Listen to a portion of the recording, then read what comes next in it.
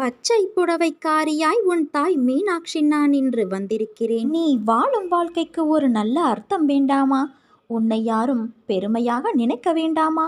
உன்னை விட்டு போனவர்கள் மீண்டும் உன்னிடம் வந்து சேர வேண்டாமா? இது அனைத்தும் விரைவில் நிறைவேறும்.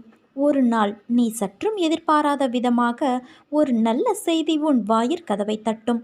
எத்தனையோ முறை உன்னை வீழ்த்தி பார்க்க ஆசைப்பட்டார்கள், ஆனால் முடியவில்லை. உன்னை பற்றி இழிவாக பொய்யுரைக்க ஆசைப்பட்டார்கள், அதுவும் முடியவில்லை. ஆபத்து உண்டாக்க நினைத்தும் முடியவில்லை. இதற்கு என்ன காரணம்? உன் கர்ம பலன்களே ஒரு முக்கிய காரணம். நான் உன்னுடனே இருப்பதை மறந்து இது போன்ற செயல்களில் ஈடுபட முயற்சி செய்கிறார்கள். என் அனுமதியின்றி என் செல்வங்களை தொட முடியுமா? பிறகு யார்தான் செய்வது? என்னதான் காரணம் என்று யோசிக்கலாம். வேறு யாரும் அல்ல, உன்னை சுற்றி நல்லவர்களை தவிர மற்றவர்களுக்கும் நீ இடம் கொடுத்திருக்கின்றாய். இதை தவிர உனக்கு வேறு எதிலுமே நம்பிக்கை இல்லை. முதலில் உன்னை நீ மாற்றிக்கொள்ள பழகிக்கொள்.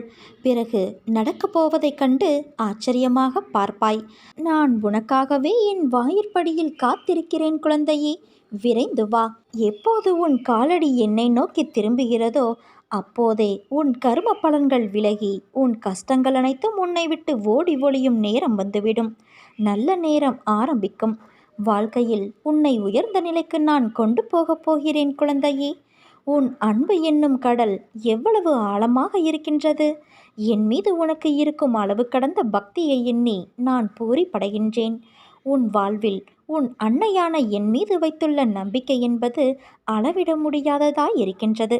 நான் இருக்கையில் உன் வாழ்க்கையில் ஏன் இந்த வெறுமை?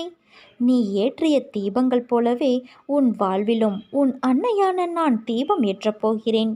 இன்னும் சற்று நாட்களில் நீ அதை உணரத்தான் போகின்றாய்.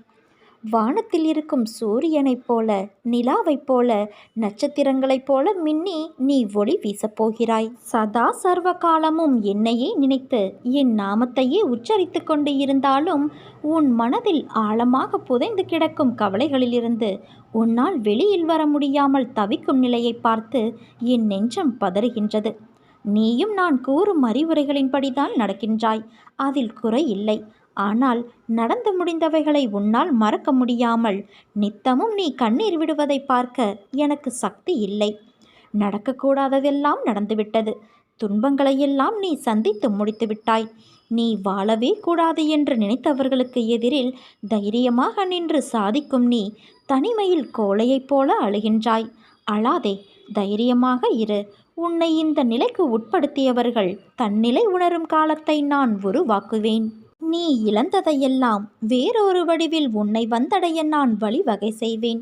அத்தனை கஷ்டங்களையும் தாங்கிக் கொண்டு உன் அன்னையான நானே உன் துணை, நானே உன் சாஸ்வத்தம். இன்னும் என் நிலை இறங்கினாலும் என் அன்னை இருக்கிறார் என்று இருக்கிறாயே, உன்னை நான் எப்படி கைவிடுவேன்? பார்த்து கொண்டே இரு. உனக்கு கஷ்டங்களை உருவாக்கியவர்கள் கண் பார்க்க உன்னை கோபுரத்தின் உச்சியில் நான் அமர வைக்கின்றேன்.